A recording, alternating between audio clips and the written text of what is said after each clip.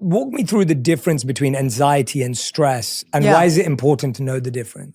They are intertwined in a really complex way. So physiologically, the stress response is enacted by the sympathetic nervous system, and it's all those feelings that we are very familiar with. Increased heart rate, increased respiration rate, our eyes dilate. There's an upset stomach because actually blood is rushing away from our digestion and reproductive systems towards our muscles because the response is to get us ready to run away, to physically flee. Now, anxiety is the emotion of fearing something that is coming up in the future that we don't like, that could harm us. In its essence, it is protective. So, a woman 3.5 million years ago trying to protect her baby wanted to use those feelings of anxiety to keep that baby safe from those physical dangers that were there. The problem is that in today's world, every ping of the phone is anxiety producing, which then launches your stress response. And that keeps us stressful for way too much of the day.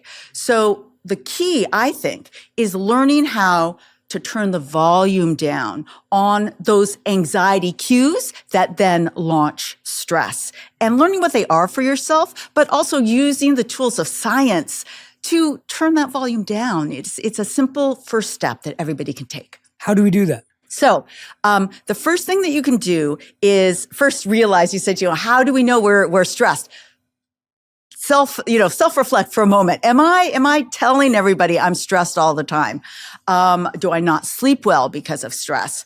When you do that, there are my number one and number two tools that I immediately go to. And I know you've talked about this so many times on your show. Number one, because it is immediate, is deep breathing, breath work. Why? Because breath work activates the equal and opposite part of that sympathetic fight or flight system, the parasympathetic system.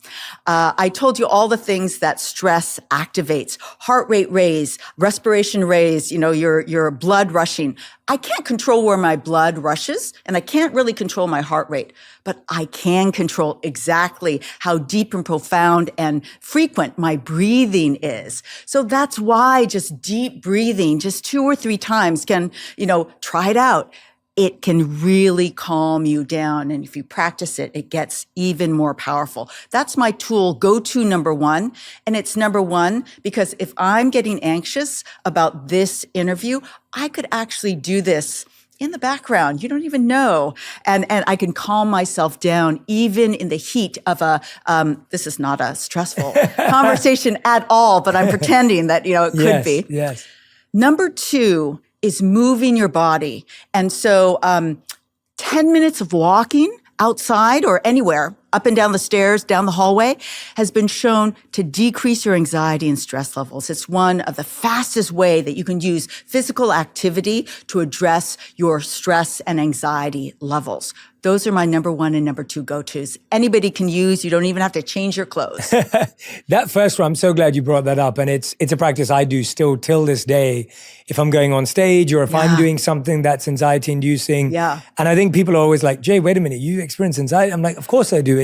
It's a part of everyday life.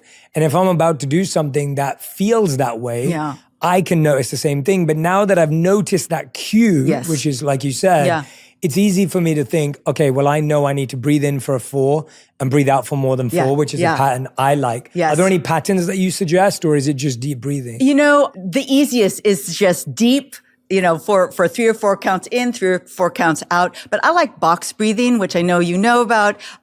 Deep breath in for 4 counts, hold it at the top for 4 counts, deep breath out for 4 counts, hold it at the bottom for 4 counts. It's funny. Every time I even say that, and I often say that in these kinds of interviews, I feel myself de-stressing as I do that, because the muscle memory of when I do that comes in.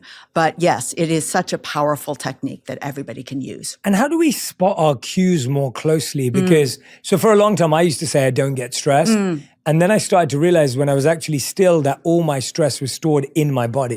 So I wouldn't get stressed mentally. I wouldn't experience it in my mind. And I wouldn't experience it in my chest or my heart. But then I started to notice that my upper shoulders or my neck is always tight.